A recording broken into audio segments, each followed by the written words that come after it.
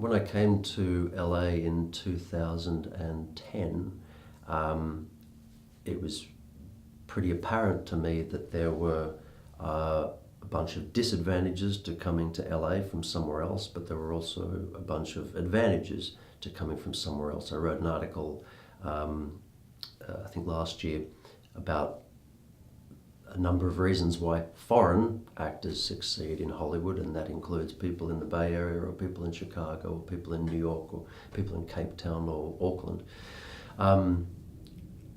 One of the reasons I maintain quite strongly is that education is actually cheaper in a lot of other places.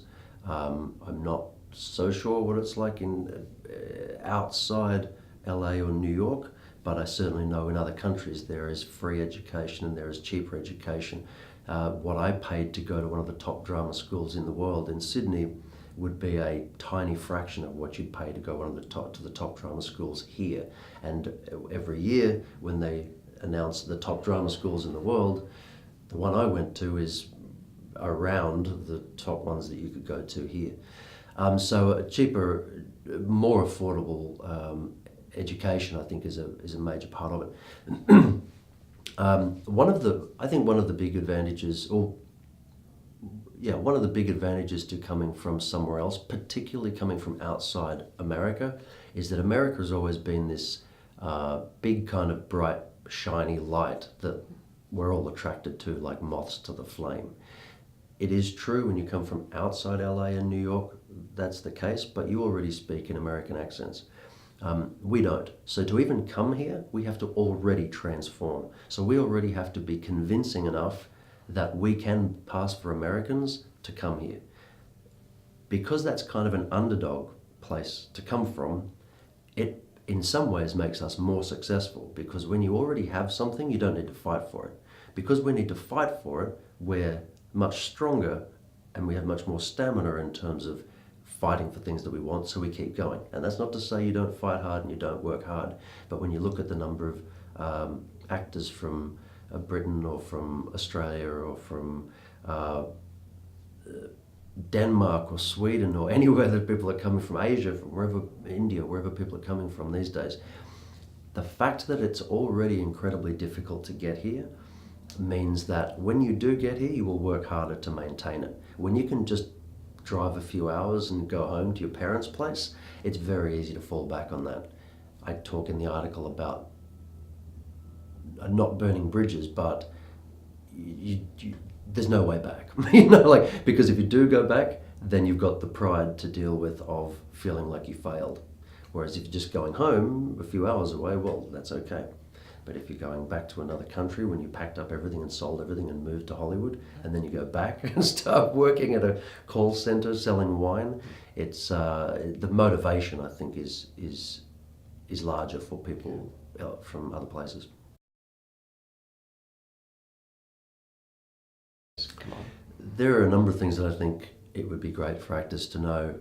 I'll talk shortly about the things they should know about acting, but it would be awesome for actors themselves, and then peripherally for the rest of us, for actors to know how to make money. Because if actors could make money, they could do all the classes in the world, they could get all of the headshots and all of the demo reels, and they could travel around and go to any job that they want to.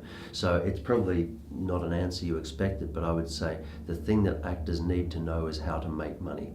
And make it through acting, make it through anything that you can possibly do, but you need to make money in your own time, with a flexible time schedule, but you need to make as much money as possible, as quickly as possible, and as consistently as possible, so that you have the freedom to practice your art. In terms of the kind of things that I think actors should know about acting, other than the common denominators, the flags that I talk about, the biggest thing that I would say that actors really need to know about acting is whether or not they're actually making a choice. We hear a lot about, you've got to make choices, you've got to make bold choices, you've got to make interesting choices. What I've discovered over the years, and this is why my ebook is called Choices, what I've discovered over the years is that most actors aren't even making choices. One of the things that I really wish that actors could understand about approaching acting is that doing something does not mean you made a choice. If bang, you hear an explosion and you jump, you didn't make a choice to jump, that's just what you did. So oftentimes people will talk about, well, frequently people will talk about going with your gut, going with your impulses, doing what comes naturally. The thing is, human beings are genetically hardwired to protect themselves from harm, from confrontation, from what they fear. Actors are often told to go with their gut, to do exactly what they feel in the moment, to just go with those impulses. What actors don't necessarily realize is that human beings are genetically hardwired to protect themselves from harm, from confrontation, from what they fear. Otherwise, we wouldn't be alive still today. So every time you go with your gut as an actor, unless you're a masochist, every time you go with your gut as an actor, then what you're doing is you're making a safe choice. You're making a protective choice. So what I wish actors really knew is that you're probably not making a choice in most of your acting. Just by doing stuff doesn't mean you're making a choice. If you look in your closet and there's only one thing and you put it on, you didn't make a choice. There's only one thing. So you need a range of options to be able to make a choice. Doing is not making a choice. Doing something out of a bunch of options is a choice. So what I teach people is is discovering the mechanics of choice. The mechanics of choice and how to make sure that you're making an interesting, bold, fitting, appropriate choice in a scene based on looking at a range of options and selecting the one that you personally think is the one that you want to do. So if actors could know that, then I think it would be more enjoyable for everybody and the result would be great.